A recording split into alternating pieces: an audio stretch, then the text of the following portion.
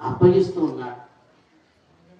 క్రీస్తు ప్రభుకి తండ్రి దేవుడి మీద ఉన్నటువంటి నమ్మకం ఎంత గొప్పదంటే, ఇదిగో నేను మరణించిన కానీ నా తండ్రి నన్ను జీవంతో లేపుతాడని విశ్వాసంతో మరణించాడు.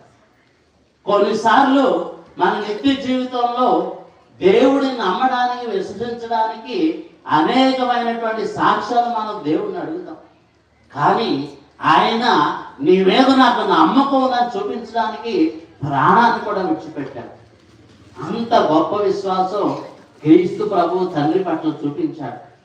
మనల్ని కూడా అదే విశ్వాసాన్ని చూపించమని అడుగుతూ ఉన్నాడు.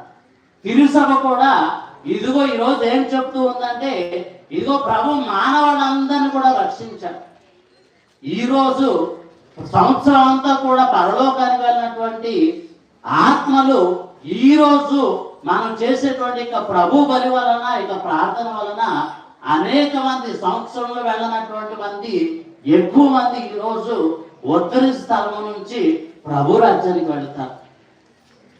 ప్రియమైనటువంటి విశ్వాసులారా, తండ్రి దేవుడు మనకు చేసేటువంటి త్యాగం చాలా గొప్పది. మరియ తల్లి మనకు చేసేటువంటి త్యాగం చాలా గొప్పది. ఇదిగో ఆ యొక్క ప్రభు చేసేటువంటి త్యాగానికి ఇదిగో వెరోనికమ్మ చూసి ఆమె ఎంతో ఆవేదన చెంది ప్రభు యొక్క ముఖము, అందమైనటువంటి ఆయన యొక్క ముఖము గుర్తుపట్టలేని విధంగా మొత్తం కూడా రక్తం కారుతూ ఉంది. ఆ యొక్క రక్తాన్ని తుడవడానికి ఆమె ప్రేమతో వెళ్ళి తుడిచినప్పుడు ప్రభు ఇదిగో ఆమెకు బహుమతిగా తన ముఖముద్రను ముద్రించి ఇస్తూ ఉన్నాడు.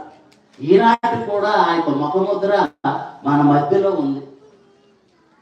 ప్రభువు మరణిస్తూ కూడా యెరూషలేములో ఉన్నటువంటి స్త్రీలు, పుణ్యస్త్రీలు ఏడుస్తూ ఉంటే, నా కోసం ఏడవకండి, మీ బిడ్డలు రక్షణ పొందాలని, దేవుడు బిడ్డలుగా మారాలని వారి కోసం ఏడుస్తూ ప్రార్థన చేయమని ప్రభు వారిని ఓదారుస్తూ ఉన్నాడు. అంత గొప్ప ప్రేమ క్రీస్తు ప్రభు మనకు చూపిస్తూ ఉన్నాడు. ఆయన తిరుసభలో 3 పునీతురాళ్ళకి ఆయన ఎంత బాధను అనుభవించాడో చెప్పాడు.